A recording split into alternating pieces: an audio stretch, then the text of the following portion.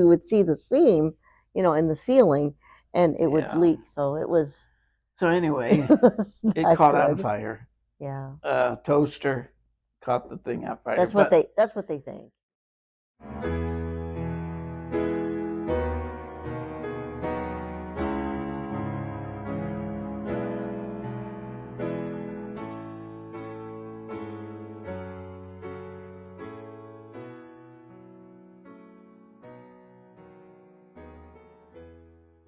I was born in Forest City, Arkansas, and my mom and dad lived there for a couple of years. And then my dad, they were looking for work, so they heard that Illinois had good jobs, so they moved up to the Aurora area, and they lived in an apartment for a while. Then they bought a house, and so from age 2, I was they raised me in Aurora. yeah, I was born in Canton, Illinois. My dad worked at Caterpillar in Peoria.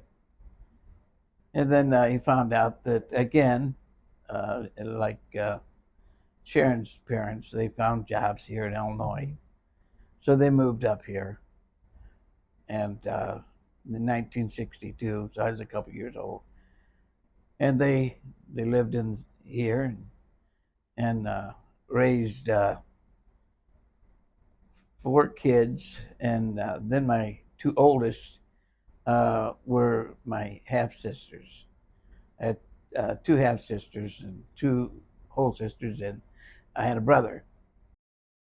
I was the only child, and mom had a hard time when she gave birth to me. And so, therefore, because of her having a hard time, they decided to just have only one child. So I had a dog when I was young. Always had a dog, and so that was like my company. But growing up as an only child, I was like it was lonely, and so the rainy days, nobody was outside playing, and we played outside all the time, and so that that was like about the only time. And we traveled a lot going to see their family, my cousins down in Arkansas, so I was always the Yankee cousin. They would introduce me as, this is my Yankee cousin, so I was always like, you know, I don't know, I guess special in a way, you know. Uh, my childhood was just like any other childhood. When you have sisters and brothers, you have a lot of fun. You have a lot of problems. You have fights. And everybody beats up everybody, and everybody protects everybody, and everybody gets blamed, and there's a lot of fun, and you really really don't appreciate it until you look back at it.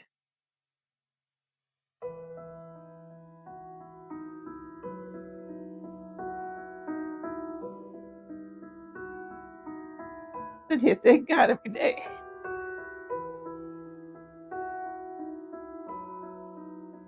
Because I only had what my mom and dad struggled to retain. Wasn't easy on them either, but they maintained it so I could have a good childhood and would be able to go out in life.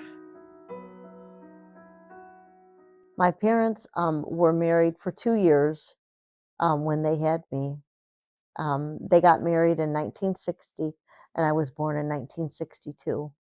And they had me, and they were married my whole life. They and then my dad passed, um, and but they were married for over 50 years. And then my grandparents, um, on both sides, my mom and dad, they were married for several years until the other one passed away. So it's kind of like almost a legacy, you know, that's carried down. My dad had been married before, but ended up in divorce, and got married to my mom, and they've been married over 50 years. Got married at 60. I'm sorry, 56. 56. And I'm a person that respects my elders. It's all because of Dad. I was uh, I was a young man that didn't listen. Um, my mom would tell me something and I didn't listen. When she said, "I'm going to tell Dad, wait till your dad hears," well, then that's when I tune up my hearing. But at the same time, I would take a whipping. I would take a hollering because I was stubborn, and that's just who I was. And it took a dad like mine to straighten me out. Mom, she always made sure that I wasn't spoiled. So she's a little hard on me, you know. And but it was good. It was good. I mean, there were some trying times as growing up, but one time mom told me a story. She was doing something in the house, cleaning or something, and I had gotten out of the apartment and got on my little tricycle, and I was riding down the street on my little tricycle. And, so she came out and she was frantic, hollering my name. And I'm thinking, what am I doing, But she didn't spank me then, she hugged me instead and said, I'm glad you're okay, because I was on my tricycle down the middle of the street. And I guess my mom was more hard than my dad. Whenever he came home from work, mom didn't work. It doesn't seem like, well, not when I was little, she didn't work. And then later, I don't know, when once I got in school, it seemed like she worked in a factory and dad worked in a factory. Mhm. And I might have spent a little bit of time by myself, until they got home. So I got saved early in life. I was about 11 years old. Got saved in church and really never backslid. I failed God so many times, but never backslid. Going to church, you learn so much, just from being there. Sunday school, and you have so many teachers, so many examples. Everybody's there to help everybody else grow.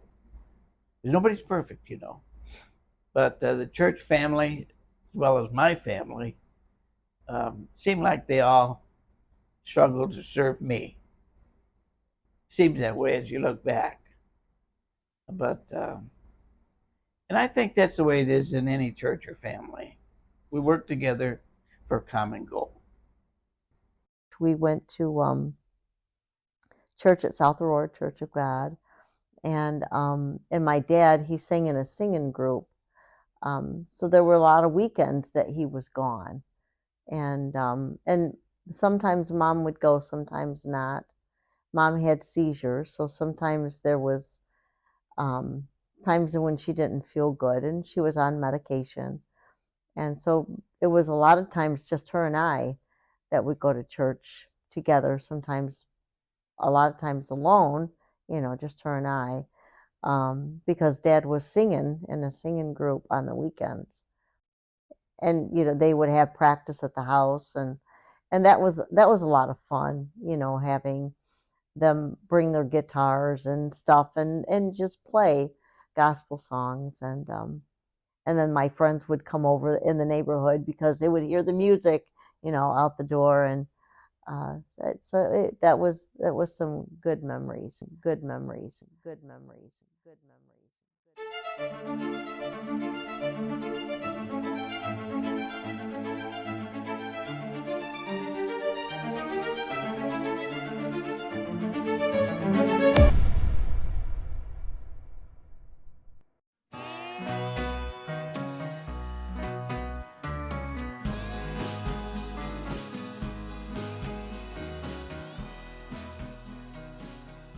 She was going to South Aurora, and they ended up coming over to Indian Trail, where I was raised.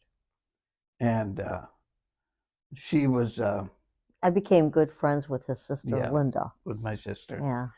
And she was walking down the aisle, And you know how at Indian Trail they got those things that come up to the wall. Anyway, so he was walking. I was walking one way. She was walking the other way, and we come up to that thing, and so I backed up, and So I could go around, yeah, you know.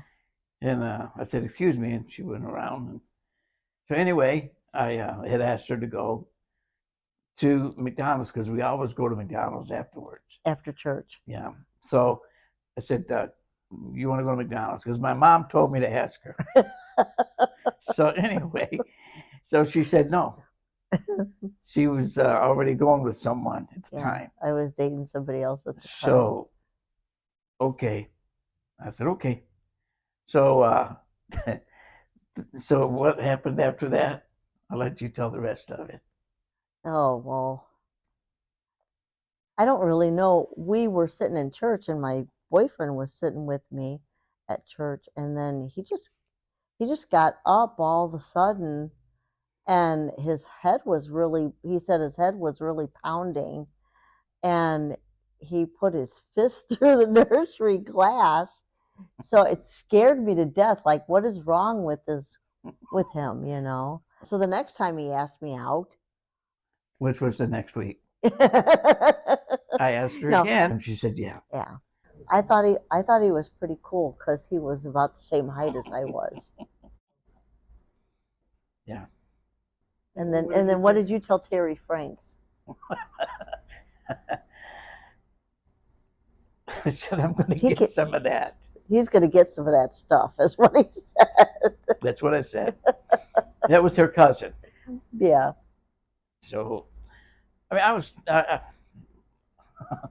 was 20 years old, and you know, I had a lot of girls. 20-year-olds have a lot of girls. You just had you didn't have no girlfriends. It was just That's friends. what she always tells me. But anyway, I was 20 years old, 2 years out of high school. I was shy, things like that. But I had my share. He was cute. So then we went to McDonald's, and then since we started liking each other, I didn't even know that she would come to the house and stay the night with Linda, my sister. I had no idea. Well, yeah, because you work third shift. Yeah. No idea. So anyway, after we started liking each other, her mom wouldn't let her come over and spend the night no more. Yeah. That won't happen anymore. So, we went together for 2 years. And then we decided to go ahead and get married, And But when did we start dating? What was our anniversary date? Because he always remembers this. Well, I mean, we were 12, sitting at 12, 78. We were sitting at Mr. Steak. Mr. Steak on 31 there. Yeah. And I had a necklace. And it said property of JT, hands off. That's what we used to call him, JT, John Todd, JT. I asked her if she would go with me, and she said, yeah. So then I gave her the necklace, and it was 12/12 of 78. Yeah. I graduated in 78, so it was just a few months after I had graduated. She was still going to school. She graduated in 80. Mm-hmm. So we was going together, and she didn't graduate until August or June. June of 1980, yeah. And then July is when we got married. And she was still yet 17, so the parents had to sign for her. Yeah. And then she turned 18 in August. Yeah. A couple of months later. And we've been together for 43 years. Yeah. So from 78 to 80, when we had started dating, we just kind of, I don't know, knew that the other one was the one that we wanted to spend our life with, and so we went to counseling with our pastor who was going to marry us, And he's like, what are your plans after you get married? Where are you going to live? What are you going to do? And we're like, well, we're going to live with her mom and dad for a while, until we can save to get our own place. And he says, well, let me give you some advice. Don't stay there long, because you can't have two families in one household. Just things just don't work like that. You've got your own family now, and the Bible says you leave your mother and father and you have your own family.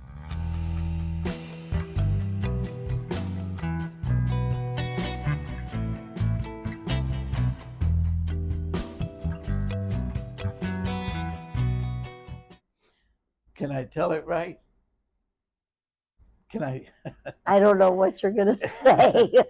I'm out on the front porch at the house, and she walks up. Okay. You're on your front porch? Yeah. Okay. And you walk up, and you said, "So where's my ring?" Which, honestly, to me, came out of nowhere.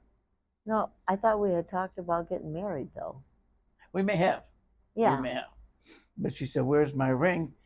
And I said, "I think probably it would be best if we just kind of take a break for a little bit."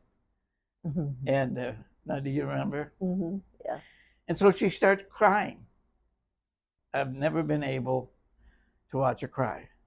I've never been able to. So, so we set a date, and we got things planned, and it got done. Yeah, we had I had a maid of honor, and then I had a bridesmaid. Yeah. So I had one bridesmaid, and then he had a best man, and then a groomsman. Yeah. It wasn't a big wedding party. We had the ladies in the church. They made sandwiches and chips like for the reception. It wasn't a big wedding, but there was quite a few people that were there. But it was kind of just Yeah. almost like family get together. Honestly, there was no thought of we want a wedding like they got. Right. Ours was special to us.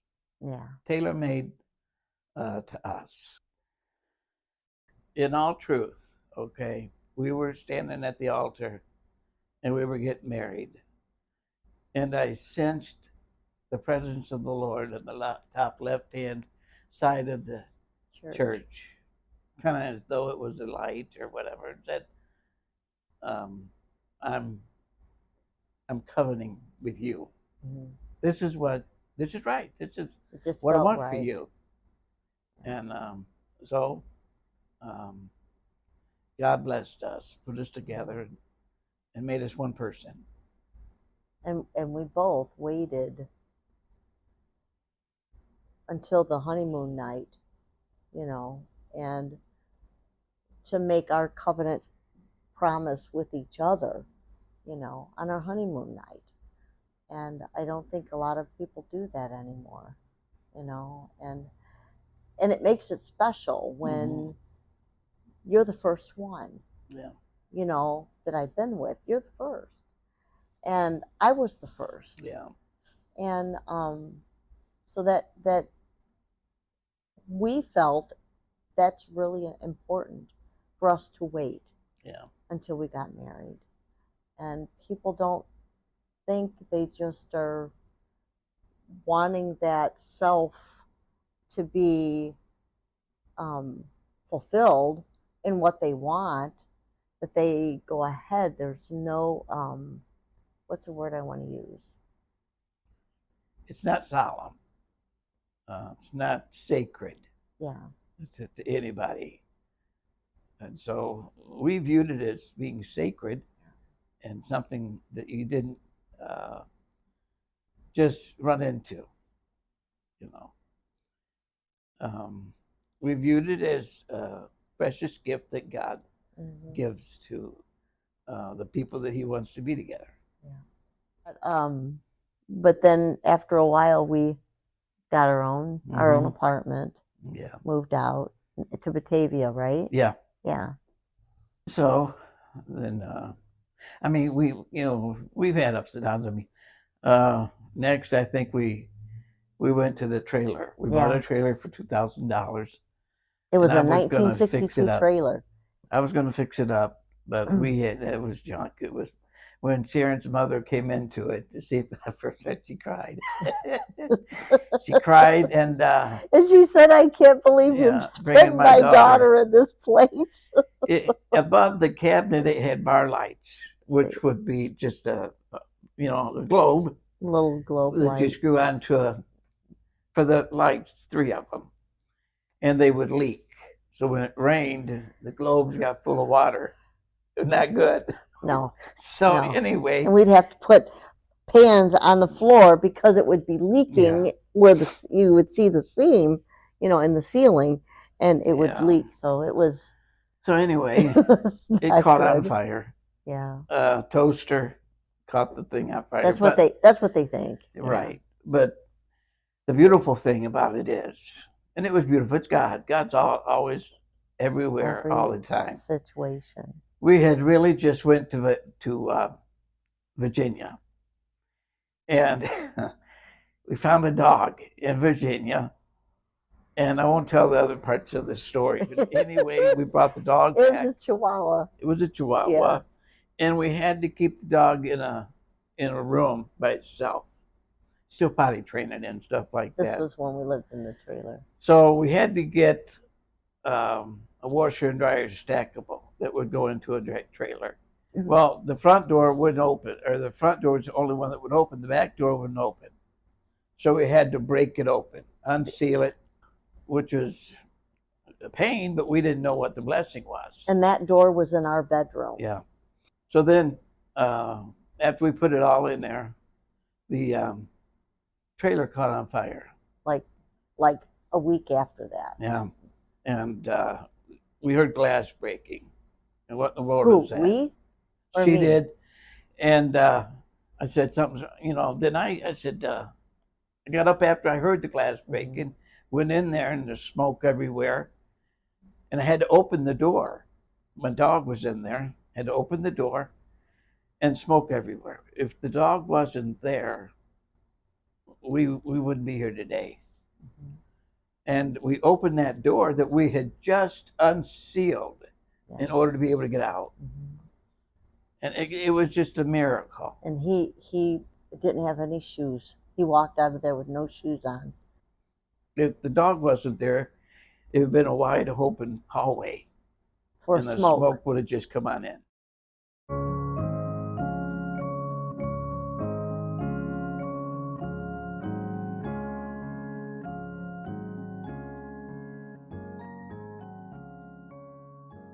I wanted children. I wanted to have a child, and it just seems like that there's when you're together, it just seems like there's something that just to make, I don't know, to make a family, and to have children is a blessing from the Lord, and to just have a child is just something that a woman always, would want to have, in a marriage. And it didn't seem like it was a big deal to him, but it was to me, you know. I just decided, honestly, if the Lord desires us to have a family, it'll happen. Mm-hmm. I can't make it happen. Lord, this thing is up to you. We had talked about waiting 2 years, and then we tried. And because I was on birth control, and so I got off of the birth control after we'd been married for 2 years, and we tried, and so then 6 years, and Yeah. 86, Heather, I got pregnant, and 85 actually, I got pregnant. Heather was born in April of 86. Melissa was born in 88, so they're about 2 years apart. I would be the one, we would be walking into church, and I would be the one with with the baby carrier and the diaper bag, and he would have nothing. And I guess, and you're just so busy with things, you don't think of, you know, because you don't want to be upset, you don't want to be mad, and so you just don't say anything, and you just kind of carry that load. And but all at the same time in your mind you're thinking, I really need help here. He really needs to help me. Don't he see I need help? But it was like not that I didn't exist, but I just didn't feel like that there was that care towards me. I've got this baby now. We had the baby together. You should help. And I think that it was a little bit of a struggle, you know, for some time. Well, I mean, I was oblivious to my responsibility. Honestly, when I look back, I didn't even know she was carrying all this, doing all this. Um, my responsibilities um, were the same as before, and help out where I could. But um, I don't know. I think that in that time, men were like, I go to work, I put food on the table, and that's what his responsibilities are. You're the woman, you stay at home, you know, take uh, care of the kids. And well, the truth, I was very much involved in church. mhm. The same church I grew up in, and I had responsibilities, and I did I did too much responsibility at the church when I should have recognized priorities, and I misplaced the priorities. I put church, the place where the family was, Mhm. and to me that was as it should be. And the reason I reasoned that out was because she's my sister in the Lord. So, being sister in the Lord, she's part of the church. So, if I take care of the church, I'm still You're taking care still of my taking, family. yeah. And so that was how I thought.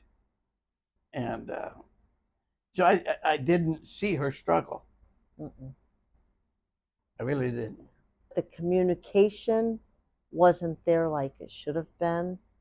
I mean, we knew we were in agreement totally how we wanted to raise our kids, and both of us agreed.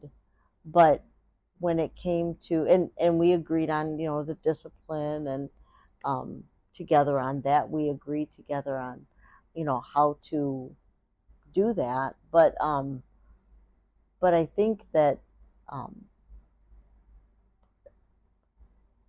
the focus was more on the kids, not so much on our relationship. And I think that things went a lot of times unsaid, and the the struggle that I might have been having, or the struggle he was having, and we just seemed to have carried a lot and not saying anything. Yeah. Both of us hurting inside, but as you're raising kids, you have to keep going, you know. And I think that as they were growing up, there was kind of a, I don't want to say that we weren't separated, but there was so much miscommunication because we didn't know really how to talk to each other. Even though we didn't have any children for 6 years, we really didn't know how to express how I felt, because I didn't want him to get mad, or I didn't want to stir anything up, so I would just not say anything for a lot of years.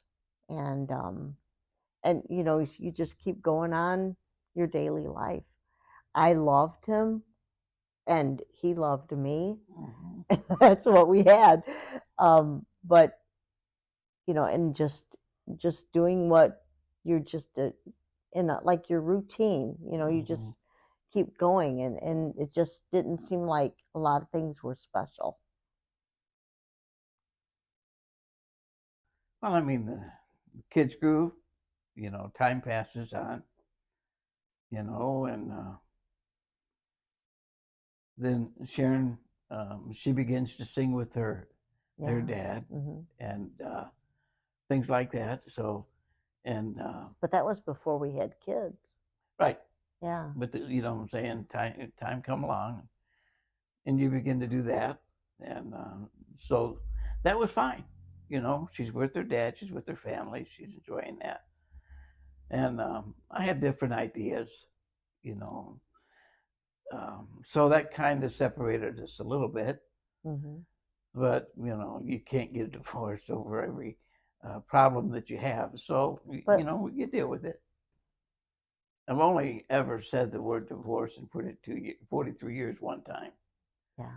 you know, and but other than that, you don't even think about it. You just go on, because that's life.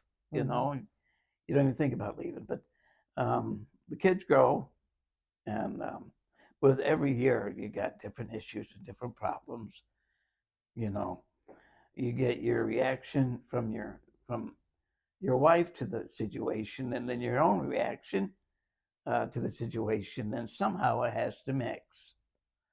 Sometimes it always has to make sense. And I've made mistakes with the girls, with both of them, and Sharon has too.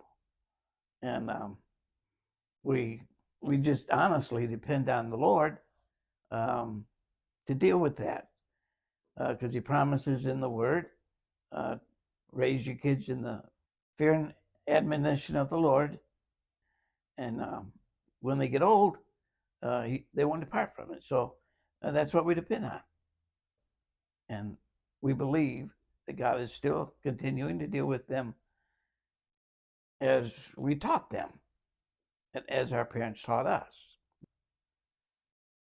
And so, days come, days go.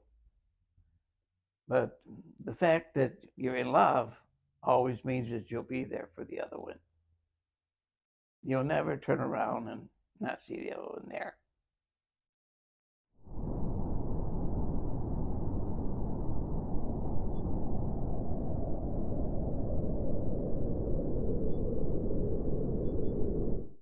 I've been accused, and I am guilty of not saying I love you enough. Um, but I tell her when I pull up in the driveway every time at 4 o'clock at the same time, that's saying I love you. Okay, I'm not coming home after I get done with everything else and finally coming home to lay in bed. No, I'm coming home because I'm done with everything, and now I'm coming home to the important things. And of course, that's logic. The ladies don't agree with that. They want roses and they want candles and they want candy. Well, And and we want to be told that yeah, I love you. yeah, The words mean a lot. yeah, Silence, you can only guess. If you're going to be silent, you know, all you have to do is just guess. yeah. What is he thinking? Am I doing the right thing? Am I saying the right words? And but we have found that communication is huge It in a is. marriage. When we were first married in our first year, he had a seizure at the trailer, and I guess for me, that was, what are we going to do? And so it was a new thing.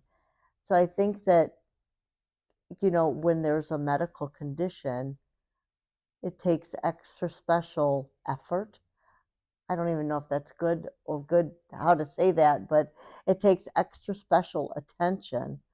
Um, but I still loved him, and I still wanted to do for him what I needed to do. We made those wedding vows in sickness and in health, Mm-hmm. and the good, bad, and the ugly. You're there for the long haul. And so that was one thing that was really hard, I think, in our marriage was the epilepsy. And he wasn't always real good at taking his medicine. So I would have to remind him, and he would just get furious. And so that was, Yeah, yeah, it's always been hard. Dad used to put up notes in my room. Take mhm, your pills, take your pills, take your pills. you know, but it's something that you realize that you have to do. mhm. And I You knew know, he had had that. My mom, she had seizures too, so I know what that's like, growing up. But everybody is different, and when you experience that for the first time, it could scare you to death. hmm Because you don't, how mom might have one is different than how he has one, and that was the first time I had seen that, and it was very scary. And but I didn't love him any less because of it, you know. her and the kids. Um, you always have to wait on them. You know, and I was oblivious to this. Okay, I wish I would have paid more attention and realized that I carry 50% of the responsibility. But I'd always have to wait on them. And I was big in the church. I was important. I did a lot of stuff in the church. Anyway, he was always late. And I had to wait on him, and we was always late.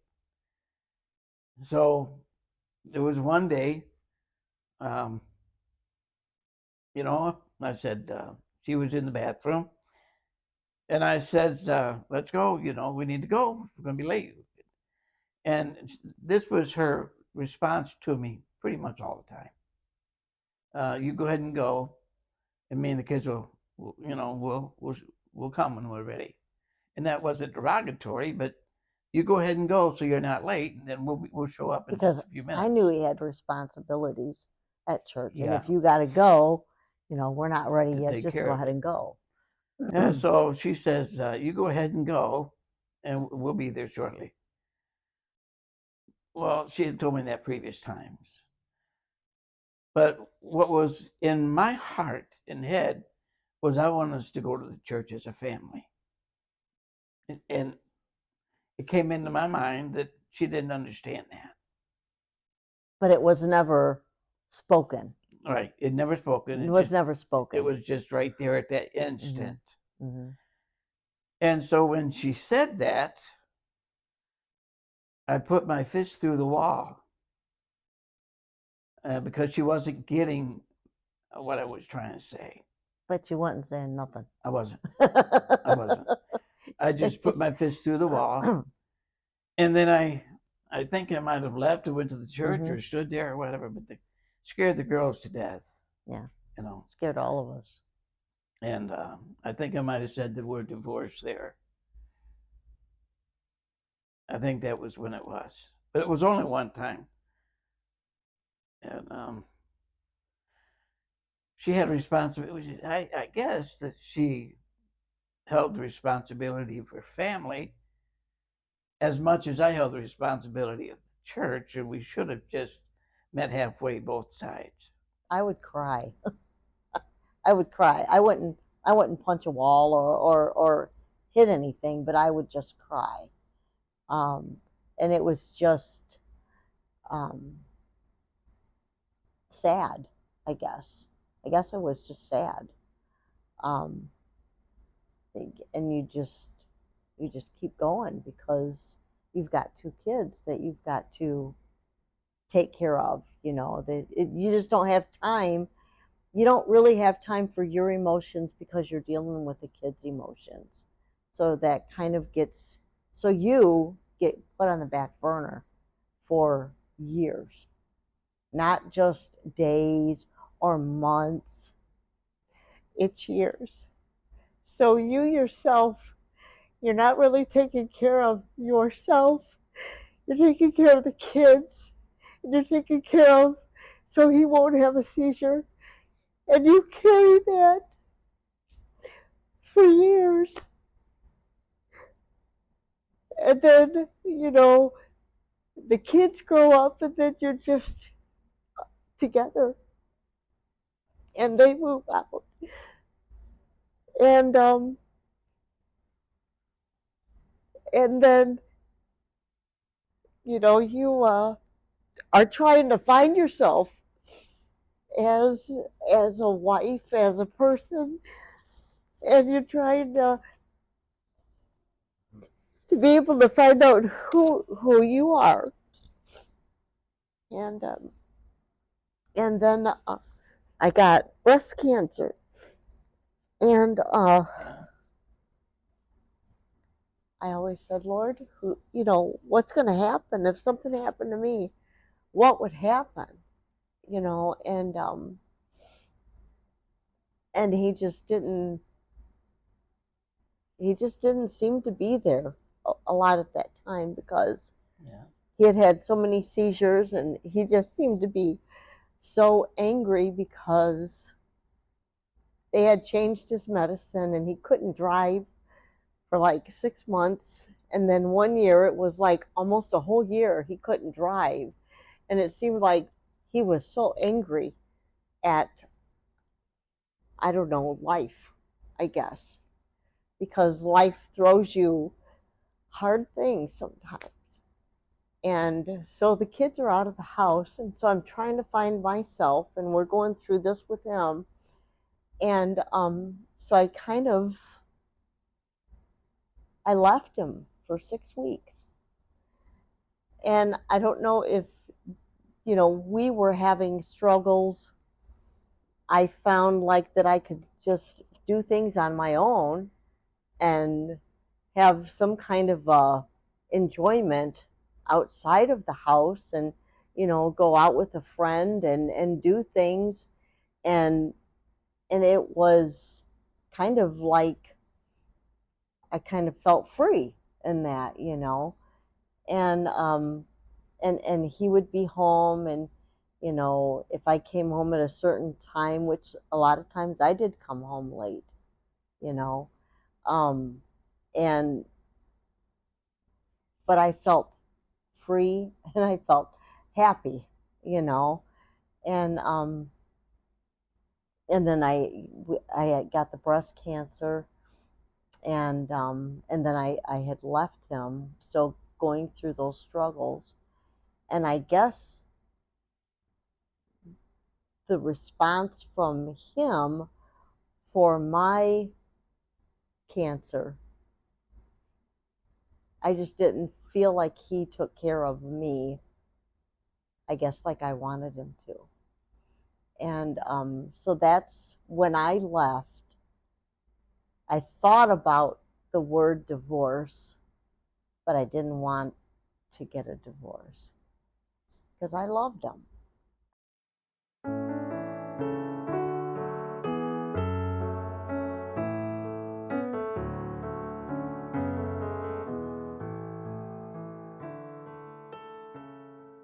Well, she said that she's not coming home until I get counseling. That's what she told me. But my view, and I want to say it might have been thought of as a prideful view, but I truly think it's the truth. Um, See, I'd been a Christian for a great number of years, and I taught. I knew the Bible, and so the thought that would run into my mind is, I don't need counseling. I actually give counseling.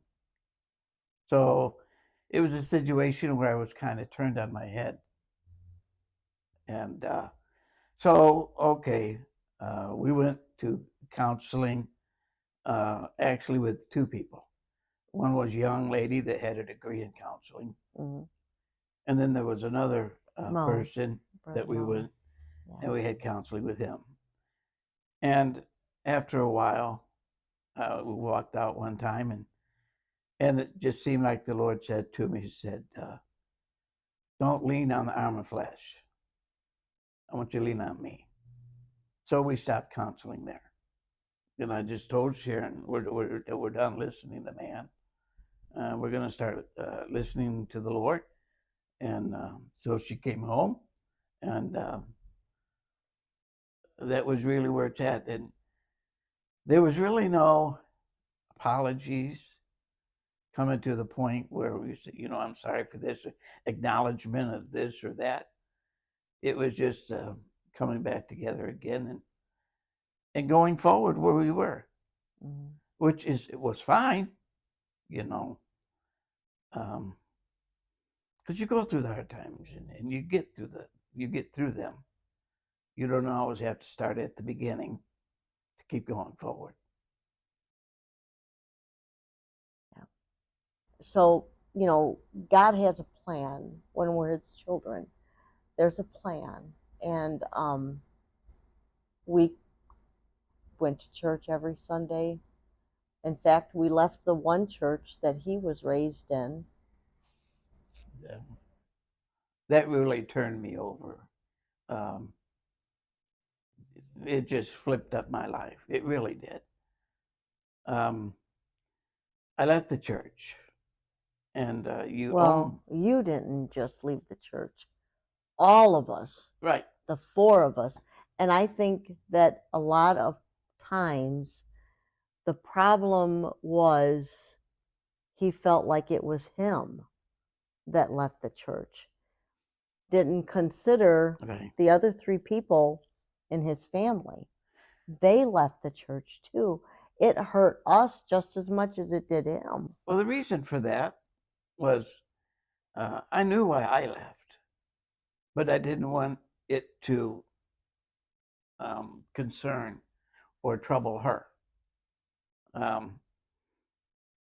left because the new pastor didn't think there was anything wrong with drinking.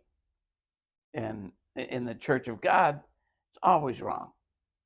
So why would this new guy come in? Anyway, so I left. And when I say I left, that's why I left. And then she left.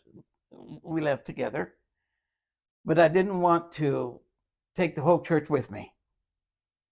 That's really what it was. I didn't want to tell mom and dad. I didn't want to tell her mom and dad.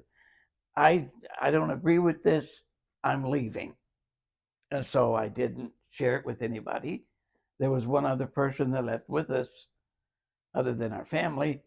And so it was difficult. But I couldn't really reconcile how to do it. And she wanted to talk about it all the time. And I couldn't really say, okay, here's why, and have her understand. She always wanted to, I guess, fix it. And I didn't want to be fixed. So I was quiet. I was just quiet, and that was a lot of our problem. He was quiet, but it seemed like he was mad. Yeah. Like this. I mean, so your family, us three girls, yeah. were like walking on eggshells because you don't want to stir up anything, so you're just quiet. And it was like it felt like there was so much tension in the house. Yeah. Because everybody just seemed like they was just quiet because of what we were going through. Nobody talked about it. But then see, there was a period of time when I didn't go to church at all. Then there was a time when she didn't go to church at all. There was a time when I'd go to one church, she'd go to another church. It hurt us just as much as it did him. Right. So he spent a lot of days, weeks, months, silence. We went through that. And so we come to the point where we just decided, you know what?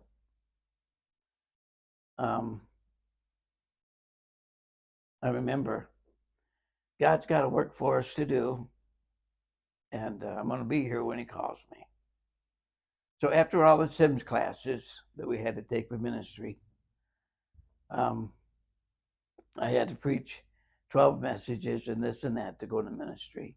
But it wasn't just you that went to Sims classes. I know. It was us. We had, Uh-huh. yeah. Yeah.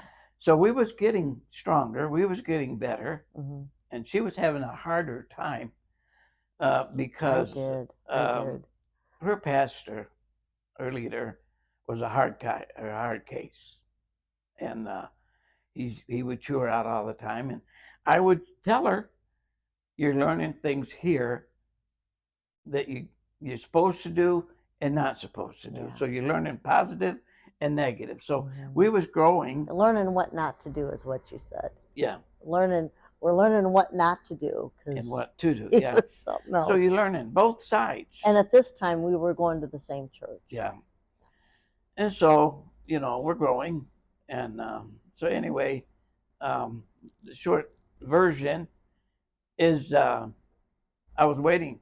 I told her, the Lord's got something for us to do, and I'm going to be here when He tells me. So then I get a phone call. It was actually, I had preached here twice.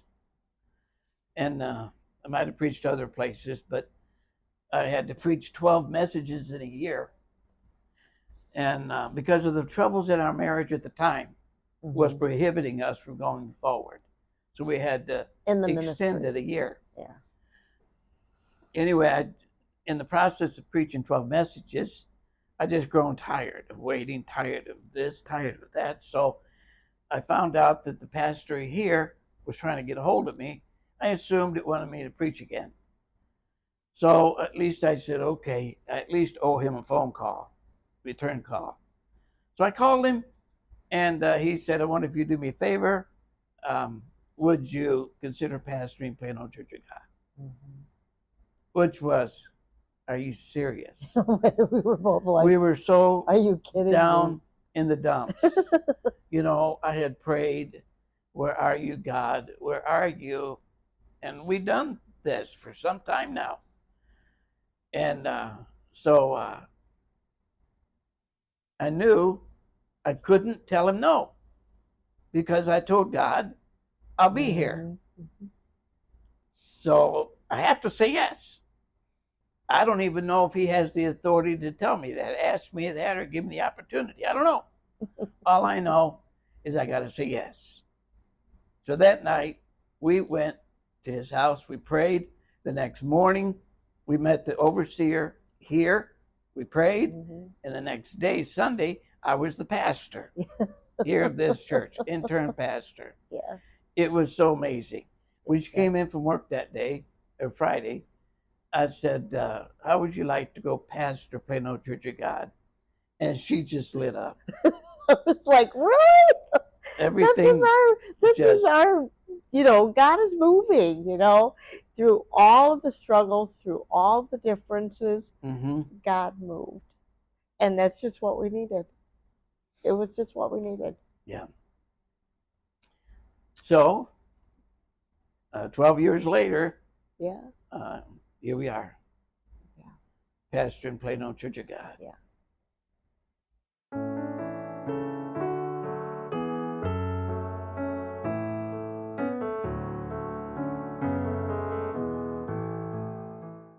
Our marriage is stronger now than it ever was.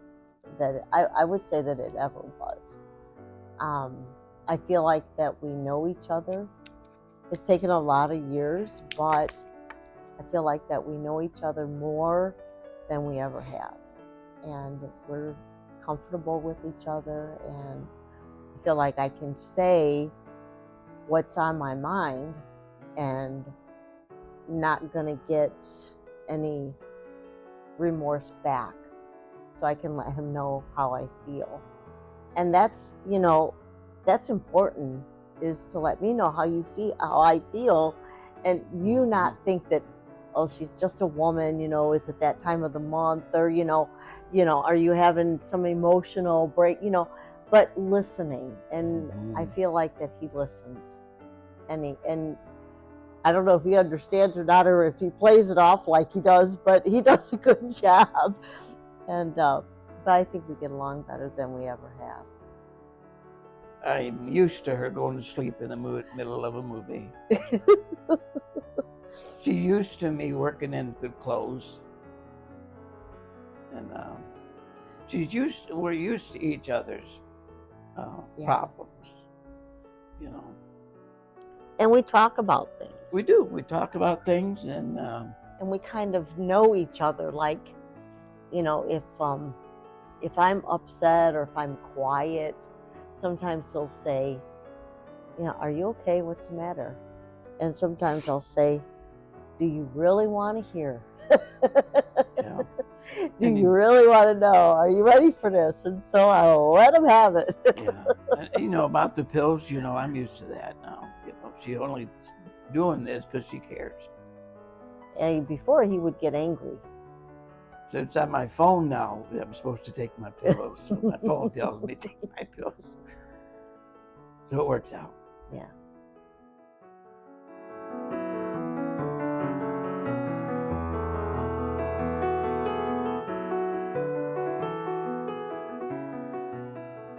If I could go back, I would, in homeschooling with the kids, I would be more patient and not. Heather was real stubborn when it came to doing her paces. It's like, you need to do these. And, and I would get so frustrated and I would yell at her. And well, why? And kids, both of them were not the same, Um, and I guess I would just try to maybe explain better. I never felt like I didn't feel very confident. And I think that if I put aside the emotion, that maybe I would have the confidence to be able to say, well, or sit down and let's see why. Why are you having the struggle? Why don't you want to do this today? And I think I would need to have more patience with them, take more time with them. Honestly, if I had to do over again, I would spend more personal time with each one of them. A long time, just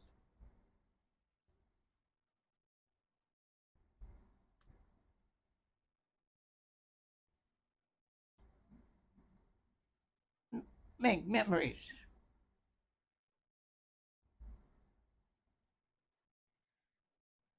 Because the years go by so fast,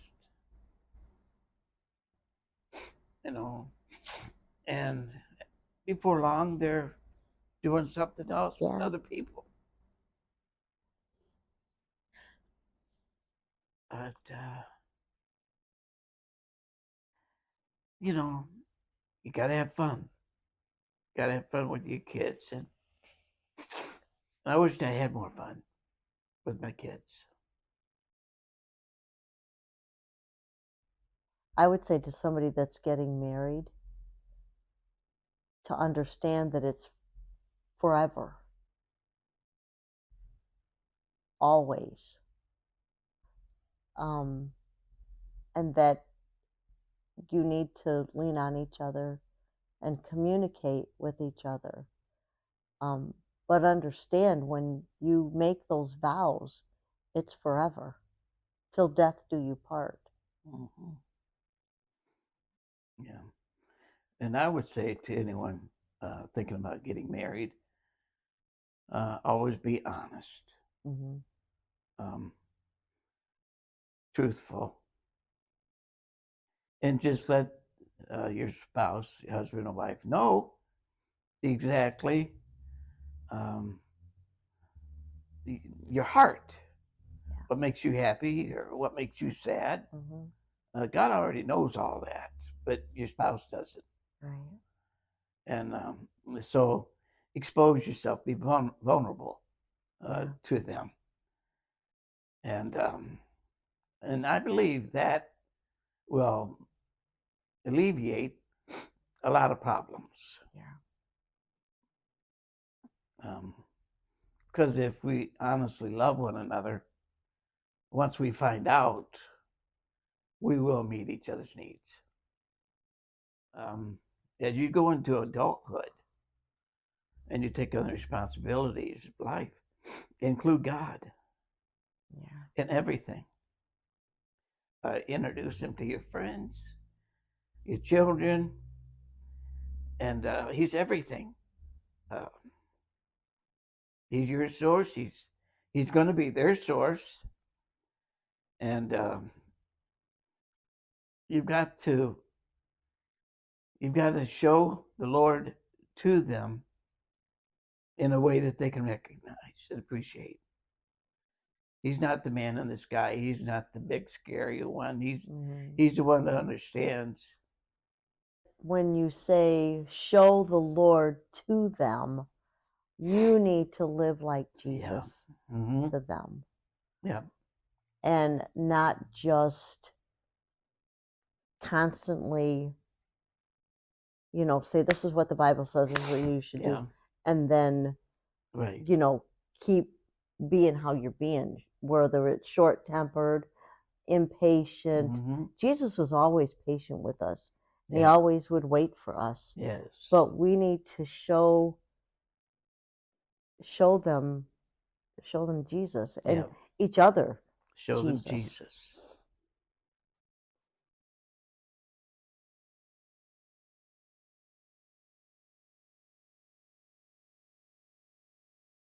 If you like this video, hit like, subscribe, and be a part of this that they're trying to do. Brother Daniel and Sister Marisol are doing a wonderful job. This is a good work. Marriage is honorable. Yeah. The scripture declares. And it is honorable, but at the same time, it's a little hard, a little difficult, but we need Jesus the whole way through. Yeah. And tell all your friends about this video and get them to like it as well. Watch it, like it, and let's help these folks. Yeah. Amen. And if you have any comments, just leave those in the comment section. There you go. Thank you. I didn't even think about that. But thank you.